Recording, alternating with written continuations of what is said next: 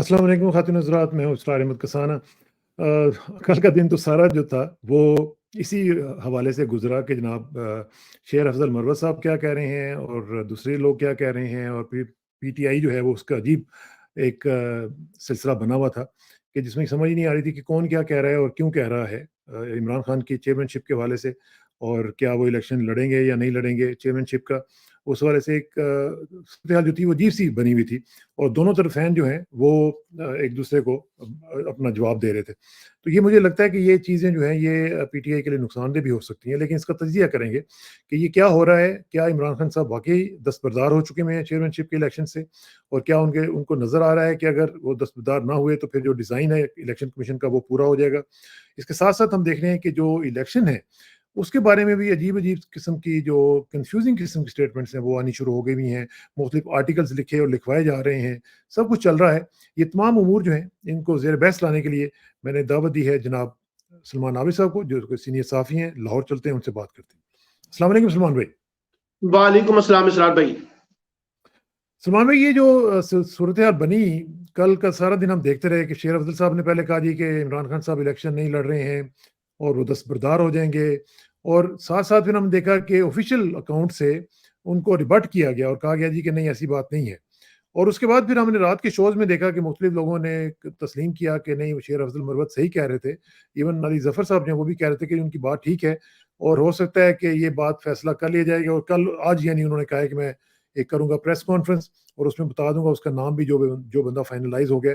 तो नाम तो लोगों ने उसका नाम लेना शुरू भी कर दिया, बैरिस्टर गौहर का। तो ये क्या रहा है जी पीटीआई के अंदर?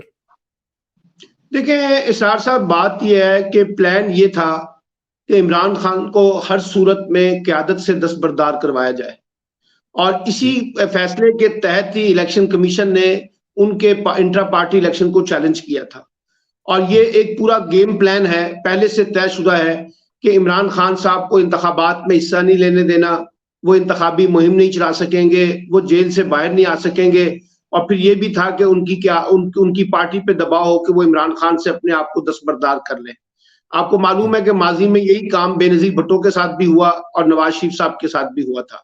इसलिए ये खेल तो कोई नया नहीं है। ये हमें समझ आ रहा है कि इमरान खान साहब को क़यादत से दस्तबरदार करने के लिए एक पूरी सोची समझी गेम प्लान तैयार की गई है। लेकिन अब मसला ये है कि इस गेम प्लान में इमरान खान साहब के पास ऑप्शन क्या है? पहला ऑप्शन ये है कि वो इलेक्शन कमीशन के फैसले को कबूल करने की बजाय उसे अदालत में जाके चैलेंज करें। अदालतों का भी मूड वही है जो जहां से गेम प्लान तय हुआ है, इसलिए वहां से भी कोई बड़ा रिलीफ नहीं मिलना, फिर लंबा भी हो जाएगा प्रोसेस। अच्छा, फिर ये भी कोशिश थी कि इमरान खान साहब का जब पार्टी इलेक्शन लड़े तो उसके बैलेट के ऊपर जो है वो बल्ले का निशान ना हो।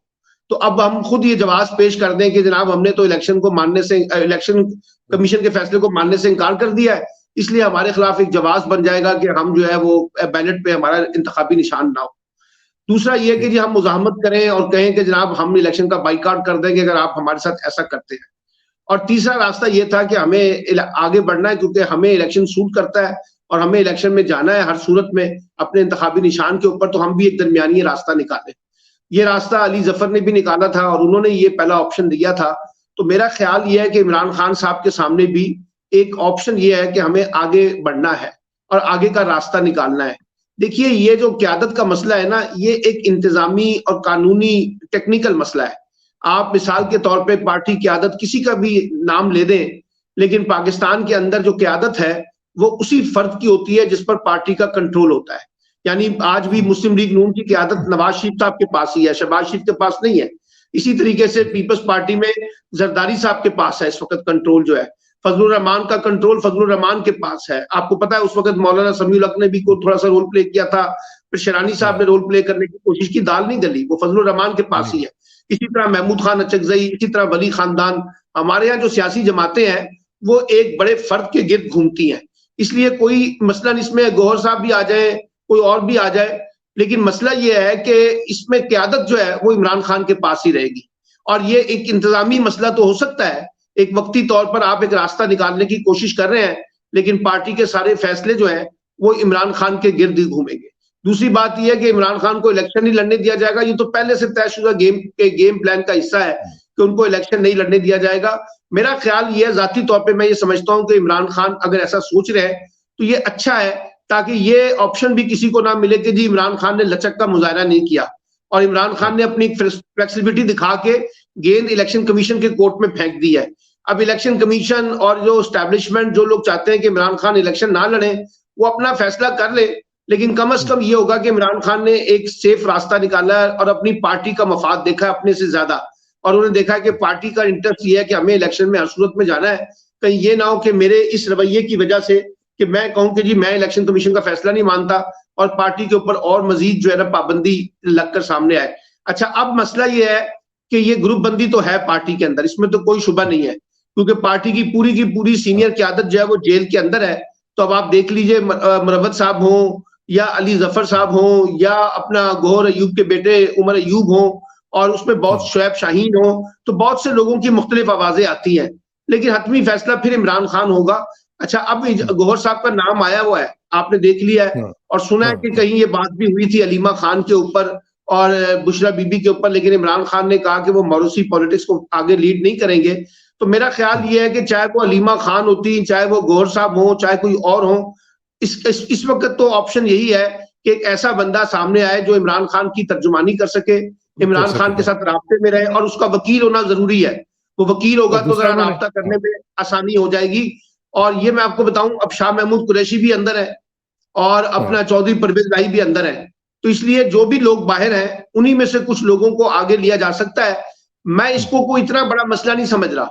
मैं समझता हूं कि सियासत का रिमोट कंट्रोल और पीटीआई का रिमोट कंट्रोल और पार्टी का रिमोट कंट्रोल वो इमरान खान के पास ही रहेगा, क्योंकि वोटर जो है और पार्टी जो है वो इमरान खान के साथ खड़ी है, वो इमरान खान के साथ ही रहेगी, उसका कोई ताल्लुक किसी और के साथ नहीं है। ये माजी में इस तरह का खेल खेला गया था, नतीजा कुछ नहीं निकला था, तो और इस दफा भी कोई नतीजा नहीं निकल सकेगा।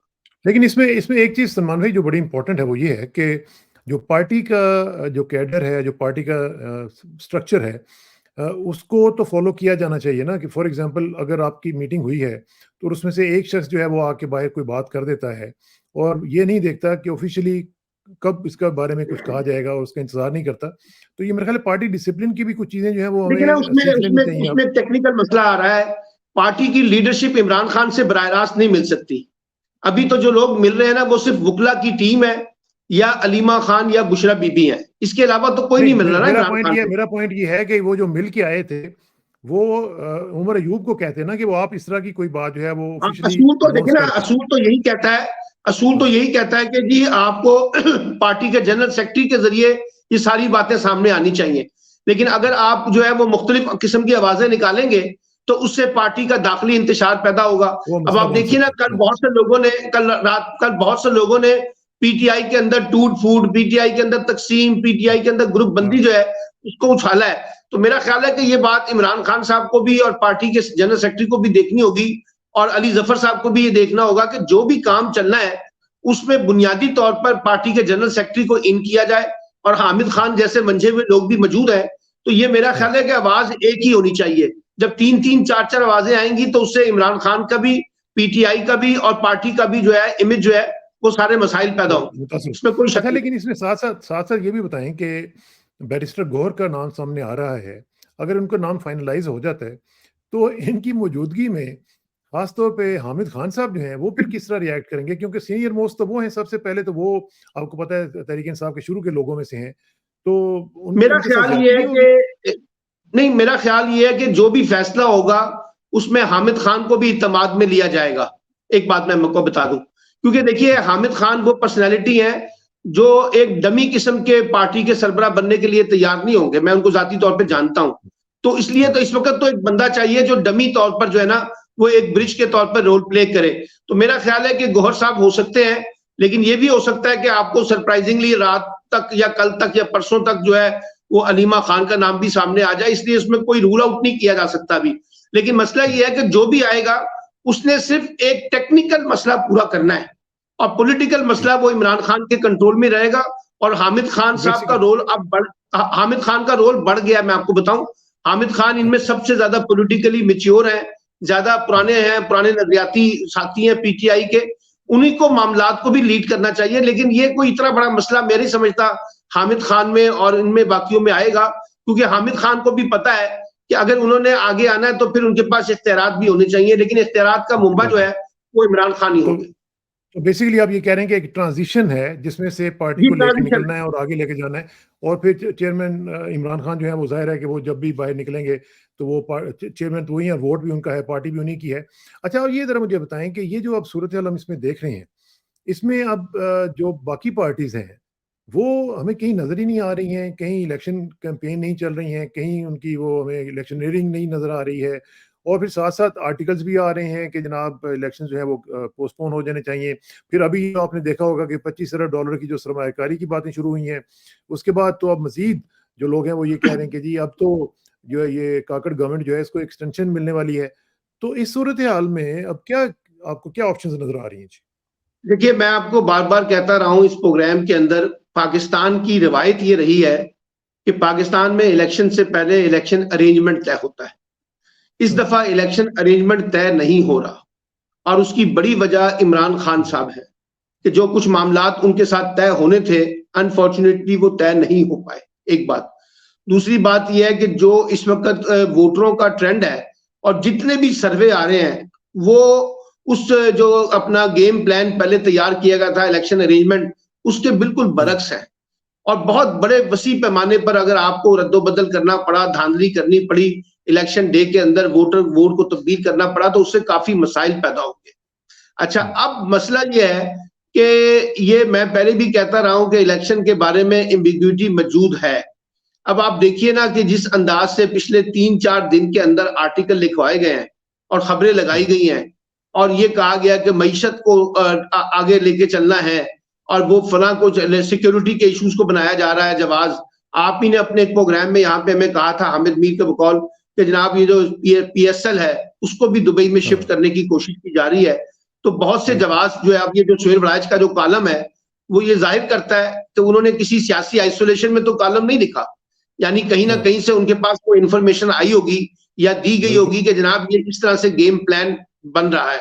उसके बाद उससे पहले हफीजुल्लाह न्याजी साहब ने एक नया शगुफा छोड़ा और उन्होंने कहा कि जनाब ये जो है ना नवाज शरीफ की क़यादत में कौमी हुकूमत बनने वाली है, और ये चलेगी 1.5 साल और 2 साल, और ये माइनस इमरान खान होगी, माइनस PTI होगी, और आर्मी को इंटरवीन करना पड़ेगा। अच्छा, फिर शोएब बड़ाइच साहब ने ये लिखा है, बिल्कुल ठीक लिखा है कि जी पॉलिटिकली तो शायद ये मैनेज कर लेंगे, क्योंकि पॉलिटिकली इनके पास पार्टियां वही है जो खुद इस वक्त अजाब में है। JUI को पता है कि KP में कुछ नहीं मिलना, पंजाब में PMLN को नजर आ रहा है, पीपल्स पार्टी भी ऑन बोर्ड है, लेकिन उनका मौकफ ये था कि क्या कानूनी तरीके से इसको एडजस्ट किया जाएगा, यानी ये जो सुप्रीम कोर्ट है और ये सुप्रीम कोर्ट उसके ऊपर क्या करेगी। कल तक तो हमें कहा जा रहा था कि जनाब जो बंदा भी इलेक्शन में इबाहम पैदा करेगा उसके खिलाफ एक्शन लिया जाएगा, वो जाके अपने इबाहम जो है अपनी बीवियों से डिस्कस करें। अब ये जो पूरे मुल्क में इलेक्शन ना होने का इबाहम पैदा कर दिया गया है और जिस तरह से खबरें आई हैं, अब उसके ऊपर सुप्रीम कोर्ट क्या करेगी, और क्या सुप्रीम कोर्ट भी वही नजरिया जरूरत के तहत आगे चलेगी जैसे चला गया है। और बहुत से लोग ये कहते हैं कि अगर इलेक्शन आगे जाएंगे तो सुप्रीम कोर्ट को भी ऑन बोर्ड लिया जाएगा और उनको इत्तेमाद में लेकर ही फैसले किए जाएंगे ताकि कोई ऐसा फैसला ना आ सके। तो मेरा जाती ख्याल ये है, देखिए ना, अब इलेक्शन शेड्यूल आपको दिसंबर के फर्स्ट वीक में जारी करना है, अगर आपने 8 फरवरी को इलेक्शन करवाने हैं। अब मसला ये है कि अगर ये फर्स्ट वीक ऑफ दिसंबर में नहीं आता तो फिर ये सारा मामला कैसे चलेगा, और फिर जब आप इलेक्शन को मुलतवी करेंगे तो उससे तो एक नया, जिसे कहते हैं, क्राइसिस क्रिएट होगा, पॉलिटिकली भी, लीगली भी और कॉन्स्टिट्यूशनली भी।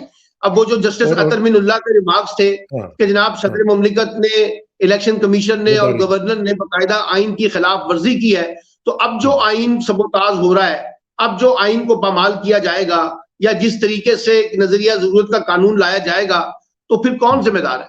इसलिए मैं ये समझता हूं कि जो लोग भी ये मशवरा दे रहे हैं ना कि इलेक्शन से फरार अख्तियार किया जाए, असल में वो लोग कौन है? उनमें एक बड़ी तादाद तो है केयर टेकर गवर्नमेंट, पंजाब की हो, KPK की हो और अपना वफाकी हुकूमत हो। ये बात जाके एजेंसियों को यही कहेंगे कि जनाब इस वक्त हालात इलेक्शन के नहीं है, अगर आपने इलेक्शन करवाए तो मामलात आगे जाके खराब हो सकते हैं। और ये सुलंगी साहब ने भी इशारतन तो बात कर दी है, सुलंगी साहब की भी आपने स्टेटमेंट देखी हो। अच्छा, दूसरी तरफ जो है मौलाना फजलुर रहमान और दीगर जमातें जो हैं जिनको इलेक्शन सूट नहीं कर रहा और जो सर्वे उनके खिलाफ आ रहे हैं, उससे उनको लगता है कि ये मामला उनके खिलाफ जा रहा है। आप देखिए ना, वो हबीब अकरम साहब जो है, हमारे दोस्त जो है, वो कॉन्स्टिट्यूंसी बेस्ड सर्वे कर रहे हैं केपीके के अंदर, और हर सर्वे का नतीजा या हर हल्के का नतीजा जो है वो इस वक्त तमाम जमातों के खिलाफ आ रहा है। तो इसका मतलब ये है कि कुछ जमातों को भी ये इंतखाब सूट नहीं करता। और मैं जानता हूं कि सियासी जमातों के अंदर ये बात चल रही है कि इलेक्शन जो है वो हमारे लिए एक दर्द सर बन सकता है। और सबसे बड़ी बात यह है कि ये भी समझ आ रही है कि अगर हम इलेक्शन करवा लेंगे, अपनी मर्जी का नतीजा निकालने की कोशिश करेंगे, तो उससे एक और बड़ा पॉलिटिकल क्राइसिस जो है वो रीजनरेट हो जाएगा। तो इसलिए मुझे ये लगता है कि वो जो मुहिम जोई है, एडवेंचर्स का जो खेल है, जो पाकिस्तान की सियासी तारीख का हिस्सा है, उसी को चलाने की कोशिश की जा रही है। और ये सारा क्यों हो रहा है? इसरार साहब, जब आप एक पीपल सेंट्रिक यानी एक फर्द को सेंटर बना के ना अपनी पॉलिसियां ड्रॉ करेंगे ना, तो यही पाकिस्तान के साथ होगा जो आज हो रहा है। चाहे आप नवाज शरीफ की हिमायत में करें और चाहे आप इमरान खान की मुखालफत में करें, जब आपका हर एक्शन, हर पॉलिसी, हर लेजिस्लेशन, हर आइडिया, हर सोच एक पीपल सेंट्रिक होगी कि एक फर्द को नाकाम बनाना है और एक फर्द को हमने कामयाब बनाना है, तो उससे इम्बिग्विटी क्रिएट होगी, उससे पूरा पॉलिटिकल सिस्टम पे क्वेश्चन मार्क लगेगा, उससे पूरा आपका इलेक्टोरल सिस्टम पे क्वेश्चन मार्क लगेगा, आपके आइन के ऊपर और कानून के ऊपर क्वेश्चन मार्क लगेगा, हमारी स्टैब्लिशमेंट पे क्वेश्चन मार्क लगेगा। तो मेरा ख्याल ये है कि ये जो खेल सोचा जा रहा है, अगर ये सोचा जा रहा है और इसके ऊपर ताने बाने, और ये सिर्फ सुहेल वराइश ने नहीं लिखा, और ये सिर्फ जो है उन्होंने नहीं कहा, मैं आपको बताता हूं, अभी पिछले दिनों जो उलमा हजरात जो है वो मिले थे आर्मी चीफ के साथ, वहां पर भी उलमा ने कहा कि जनाब आप इलेक्शन को भूल जाएं, आप लीड करें, हम आपके साथ हैं, इस मुल्क को आपकी क़यादत की जरूरत है, मईशत को दुरुस्त करें, भाड़ में जाए, इलेक्शन छोड़ दें। इससे पहले आपको पता है ताजिरों का एक पूरा तबका मिला था, सनतकारों का, उन्होंने भी जाके ये कहा कि जनाब आर्मी चीफ को कि जनाब आप इलेक्शन को छोड़ें, आगे लीड करें। तो हमारे यहाँ ऐसे बहुत से लोग हैं जो ये कह रहे हैं कि इस इलेक्शन का फायदा नहीं है। अच्छा, अब खाकान अब्बासी साहब का भी एक मौकफ है। खाकान अब्बासी ये कहते हैं कि अगरचे मसला इलेक्शन से हल होगा, लेकिन जिस किस्म का आप इलेक्शन कराने की कोशिश कर रहे हैं वो मसले का हल नहीं है, उससे और ज्यादा एम्बिग्विटी क्रिएट हो जाएगी, उससे और ज्यादा मसाइल पैदा हो जाएंगे। इसीलिए वो कहते हैं कि मैं इस इलेक्शन का पार्ट ही नहीं बनना चाहता, इस सारे खेल का, क्योंकि ये सारा खेल जो है फर्दर एक नया क्राइसिस जनरेट करेगा। तो मेरा ख्याल ये है कि ये जो हमारे सारे अरबाब इख्तियार हैं, जिनके पास फैसले की ताकत है, ये खुदारा इस मुल्क पर रहम करे सर। देखिए ना, ये जो हमें लॉलीपॉप दिया जा रहा है, ये जो हमें लॉलीपॉप दिया जा रहा है कि यूएई के साथ और बाकी मुल्कों के साथ एमओयूज हो रहे हैं, देखिए जो लोग थोड़ी बहुत समझ बूझ रखते हैं किसाना साहब, ये एमओयूज जो है ये एक रूटीन का काम होता है, और इसके नतीजे जो है, इसके नताइज फौरी तौर पे नहीं आते, इसके नताइज लॉन्ग टर्म होते हैं। और ये इसलिए एमओयूज किए जा रहे हैं कि अभी आपके यहाँ पॉलिटिकल स्टेबिलिटी नहीं है। जब कोई पॉलिटिकल गवर्नमेंट आएगी जिसके पास 5 साल का मैंडेट होगा, उसी के साथ चीजें मैच्योर होंगी ना, तो इसलिए जाना आपको इलेक्शन की तरफ ही है। लेकिन आप इलेक्शन को जी, और आप जो इलेक्शन को एक सिलेक्शन का खेल बना रहे हैं, और आप सियासी रायामा को अपनी दुश्मनी में, अपने तासुब में एक ऐसी जगह पर लेके जाना चाहते हैं जहां पॉपुलर स्टांस को जो है वो आप पीछे छोड़ना चाहते हैं और अनपॉपुलर स्टांस को डोमिनेट करना चाहते हैं। वो एक कॉन्ट्रडिक्शन पैदा कर रहा है, वो कॉन्ट्रडिक्शन पैदा कर रहा है। एक और चीज जो बड़ी इंपॉर्टेंट हो रही है, वो जो आपने कल देखा होगा कि जेल ट्रायल जो है उसकी इजाजत दे दी गई है और कहा गया कि ये ओपन ट्रायल होगा, और उसमें वकला के साथ साथ जो है उनके ख़ानदान के 5-5 अफराद जो हैं, मीडिया वगैरह के लोग जो हैं, वो उनको भी कार्रवाई देखने की इजाज़त होगी। अब ये किस तरह का ओपन ट्रायल होगा कि जिसमें कितने लोग जाएंगे, 5-5 अफराद से क्या होता है। और फिर ये भी कहा गया जी कि पीटीआई के जो चेयरमैन साहब हैं उनको शदीद ख़तरा है उनकी जान को, और उनकी जुडिशल कॉम्प्लेक्स है उसमें समाअत महफूज नहीं है। तो ये जो ओपन ट्रायल होगा जेल में, इसमें क्या आप जैसे लोग जा सकेंगे? क्या इंटरनेशनल मीडिया जा सकेगा? क्या उसको रिपोर्ट कर सकेगा? क्या उसकी रिकॉर्डिंग हो सकेगी? अगर नहीं हो सकेगी तो फिर क्या? पहली बात तो ये है कि जिस वक्त ये ट्रायल शुरू होगा तो पता चल जाएगा कि पहली पेशी के ऊपर ही कितनी स्पेस मिलती है बाकी लोगों को जाने की और ना जाने की। लेकिन मेरा ख्याल है कि ये हमारी लीगल हिस्ट्री का बड़ा शानदार किस्म का केस है, जिसमें एक फर्द को इतनी बड़ी ताकत बना दिया गया है कि पूरी रियासत उसके सामने कमजोर नजर आती है। यानी हमारा पूरा रियासती निजाम जो है वो अपने एक साबिक वजीर आजम को जेल से अदालत में लाने के लिए इनसिक्योर है। आपका पूरा सिक्योरिटी सिस्टम कोलैप्स हो चुका है बकौल उनके, और आप इस किस्म का थ्रेट आ गया कि आप कहते हैं कि हमने रिस्क ही नहीं लेना। अच्छा, अब मसला यह है कि अगर रियासत का निजाम यहां पर खड़ा है कि एक फर्द को अदालत में पेश करने में मसाइल पेश आ रहे हैं, तो फिर तो इस रियासत की क्रेडिबिलिटी के ऊपर और इस रियासत की सिक्योरिटी के ऊपर भी सवालिया निशान तो होने चाहिए ना सर, एक बात। लेकिन मसला ये है ही नहीं। मसला, मैं बार बार आपको कहता हूं, मसला सियासी है। मसला यह है कि इमरान खान को क्यों अदालत के सामने पेश किया जाए, क्यों पब्लिक के सामने पेश किया जाए, क्यों मीडिया के सामने पेश किया जाए, क्यों वो लोगों के सामने अपना वाज़े तौर पे पैगाम दें। ये सारी चीजें रोकनी है ना जी, मकसद ही यही है सारा का सारा खेल का। और इसीलिए अब वो जो कहा गया जी पहले कि जी जेल ट्रायल नहीं हो सकता, अब उसमें कल उन्होंने पहला रिमार्क्स ये दिया कि जनाब जज साहब ने कि अगर आपने जेल में ट्रायल करना है तो वो तो हमें कबूल नहीं है, और अगर आपने अदालत में नहीं लाना तो फिर वो कैसे केस चलेगा। वहां पे फैसला महफूज हुआ था, लेकिन अब वो जहां से दबाव है वो ही फैसला करवा रहे हैं कि जनाब आप फैसला जो है वो जेल ट्रायल का करेंगे, सिक्योरिटी थ्रेट है। तो मेरा मतलब है ये सारा केस एक सियासी नुक्ता नजर से मैं तो देखता हूं उन सारी चीजों को, और मेरा ख्याल ये है कि जब तक सियासी मामलात इस्टेब्लिशमेंट में और इमरान खान के दरमियान अगर तय नहीं होते, तो ये जो इस किस्म की इनके ऊपर इस वक्त मसाइब हैं वो आएंगे। और ये जो बाकी है ना, इलेक्शन कमीशन हो गया, जुडिशरी हो गई, जजेस हो गए, FIA हो गई, नैब हो गया, ये सारे सहूलतकारी के इदारे हैं पाकिस्तान में सर। इन्होंने वही कुछ करना होता है जो इनको कहा जाता है। अब नवाज शरीफ के केस में देखे ना, वही नैब, वही अदालतें, वही जजेस, वही प्रोसिक्यूटर, वही FIA। कल तक उनका मौक़िफ़ क्या था, आज उनका मौक़िफ़ क्या है। अगर कल ये गलत थे तो पहले तो इन इदारों को पकड़ना चाहिए ना, और अगर ये आज दुरुस्त है तो फिर ये कल जो इन्होंने कुछ किया ये क्यों किया, किसके कहने पे किया, किसके इमा पे किया। यानी हमने अपने इदारों को खुद मजाक बना दिया है कसाना साहब, कि जब चाहें जैसे चाहें जब दिल करे जिसकी हिमायत में जिसकी मुखालफत में हम उसका पहिया घुमा दें और अपनी मर्जी का नतीजा, अपनी मर्जी की ख्वाहिश, अपनी मर्जी की प्रोसीडिंग, अपनी मर्जी के फैसले करवाना शुरू कर दें। ऐसे थोड़ी इदारे काम करते हैं सर। इदारों की तो खुद हम सुप्की करवाते हैं, इदारों की हम खुद तस्लील कर रहे हैं। और जितने अरबों रुपए आपने इन्वेस्टमेंट कर दी नवाज शरीफ खानदान की इन्वेस्टिगेशन के ऊपर, तफ्तीश के ऊपर, उसका जिम्मेदार कौन है। और आज जो कुछ किया जा रहा है इमरान खान के खिलाफ, इसका जिम्मेदार कौन है। यानी आप अंदाजा लगाइए ना कि जिस किस्म के मुकदमे, यानी ये पाकिस्तान का पहला कैदी है सर जिसपे 188 मुकदमे आपने बना दिए, और वो जेल के अंदर है, और जेल के अंदर भी होते हुए भी इस पे मुकदमे बन रहे हैं, अंदाजा लगाइए। ठीक है ना। तो इससे आपके इदारों की जो क्रेडिबिलिटी है वो स्टेक पे लगेगी सर, आपकी अदालतों की स्टेक पे लग रही है। आपकी रियासत जो है वो एक मजाक बन रही है, आपके इदारों के बारे में लोग मजाक उड़ा रहे हैं। इस तरह से रियासती निजाम नहीं चलता, मैं आपको बताऊं। और जिस तरह से हम इस रियासती निजाम को चलाने की कोशिश कर रहे हैं, उससे हम रियासत के निजाम को और ज्यादा कमजोर कर रहे हैं। मसला सिर्फ सियासत का नहीं है, मसला इंतखाबात का नहीं है, मसला ये नहीं है कि इमरान खान जीतेगा, नवाज शरीफ जीतेगा, पीपल्स पार्टी जीतेगी। मसला ये है कि इस पूरे खेल के साथ आपका रियासत का जो निजाम है वो कमजोर हो रहा है, और आपके रियासती निजाम के अंदर जो ग्रे एरिया है वो और ज्यादा उभर के सामने आ रहे हैं, और जिसकी वजह से हमें और ज्यादा संगीन मसाइल का सामना है। और मैं बार बार कहता रहा हूं आपके प्रोग्रामों में, पाकिस्तान का मसला इस वक्त सियासी या माशियत से ज्यादा जो है वो रियासत का क्राइसिस है। रियासत जिस तरह से आपस में मुख्तलिफ इदारों के दरमियान टकराव के खेल में चली गई है, ये पाकिस्तान के मफाद में नहीं है। इससे जितना जल्दी हम बाहर निकल सकेंगे उतना हमारे हक में है, और एक नॉर्मल लाइफ गुजारें। एबनॉर्मल लाइफ और गैर मामूली लाइफ, या वेंटिलेटर पे खड़े होकर जब आप जिंदगी गुजारने की कोशिश करते हैं ना सर, तो उसके ज्यादा मसाइल पैदा होते हैं, और उससे पाकिस्तान के अंदर अब देखिए लोगों का इत्तेमाद रियासती निजाम पे कमजोर हो रहा है। अभी कहा गया है कि जनाब पाकिस्तान के अंदर जो है लोगों का इत्तेमाद बढ़ रहा है। इंटरनेशनल सर्वे आए हैं 2 और 3, उन्होंने कहा कि पाकिस्तान में लोगों का इत्तेमाद रियासती निजाम पे कमजोर हो रहा है।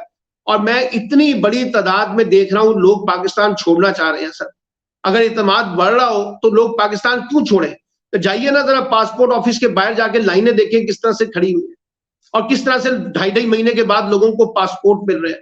तो मेरा मतलब है कुछ हमारे जो अरबाब इख्तियार हैं, उसमें सियासतदान भी है, उसमें एस्टैब्लिशमेंट भी है, उसमें ब्यूरोक्रेसी भी है, उसमें मीडिया भी है, जितने भी पावर प्लेयर हैं, इन सबको ये सोचना चाहिए कि जो हम अपनी मर्जी और अपनी ख्वाहिशात के ऊपर रियासत के निजाम को चलाना चाहते हैं और आइन और कानून को पीछे पसे पुश डालना चाहते हैं, उसका नतीजा क्या निकलेगा पाकिस्तान के लिए।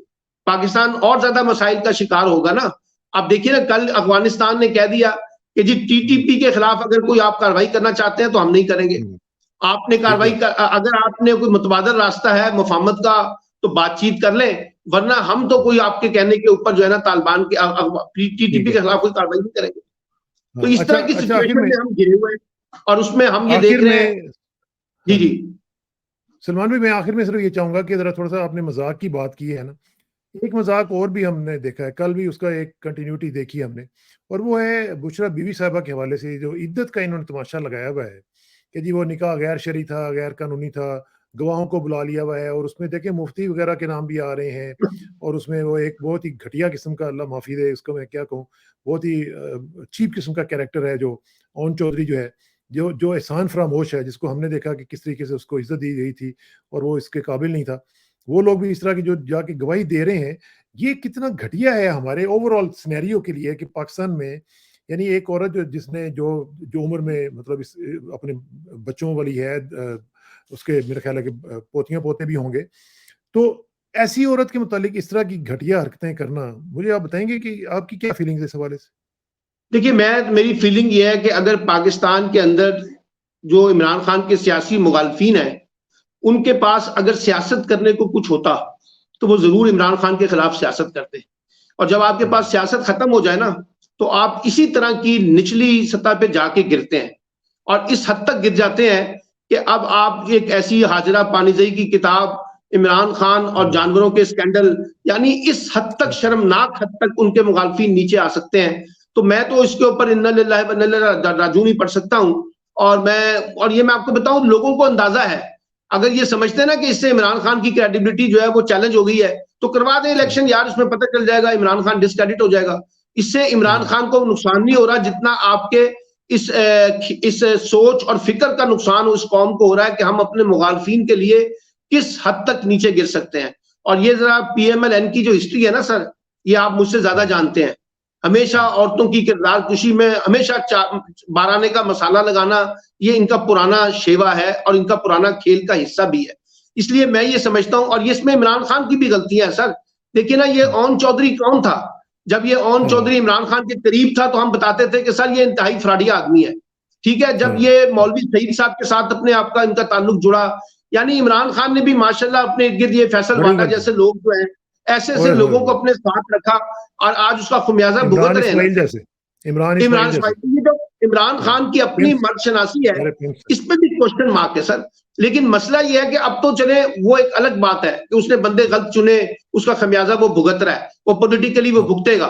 लेकिन ये जो हरकतें पाकिस्तान के अंदर हो रही हैं, और मैं आपको बताऊं, मतलब तलत हुसैन जैसे लोगों का और बाकी जर्नलिस्टों का जाके हाजिरा पानीज़ई की किताब पर जाके तकरीब में बैठना, ठीक है ना, ये जाहिर करता है ना कि आप अपनी मुखालफत में और तासुब में इस हद तक नीचे गिर सकते हैं हमारे लोग, कि जनाब जहां हमें कुछ हमें नजर आएगा कि इमरान खान को गिराया जा सकता है। अब वो देखे ना, हमारे सलीम साफी साहब है, वो 3-4 लोगों को लेके बैठ जाते हैं, इमरान खान के खिलाफ गुस्सा निकालते हैं टिका के, और लगता यह है कि जैसे उन्होंने पहाड़ा पड़ा हुआ है, और इमरान खान की मुखालफत में वो इस हद तक नीचे चले गए हैं कि उस पर भी मतलब बंदे को हैरानगी होती है। उमर चीमा को देखें, यानी जर्नलिस्टों का भी पूरा एक कबीला है। इमरान खान पे तनकीद करें, आप सियासी तनकीद करें, और वो सियासी तनकीद के काबिल है, आपको करनी चाहिए।